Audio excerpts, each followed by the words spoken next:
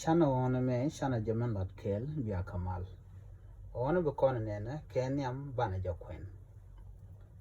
Nyalwak shatal ke daj. Nyalwak shatal ke daj. Nguchi nyalwaga talo. Mishe nyalwaga talo bishu meka kentini titi te chalo ite guasame kie te chagor guasame.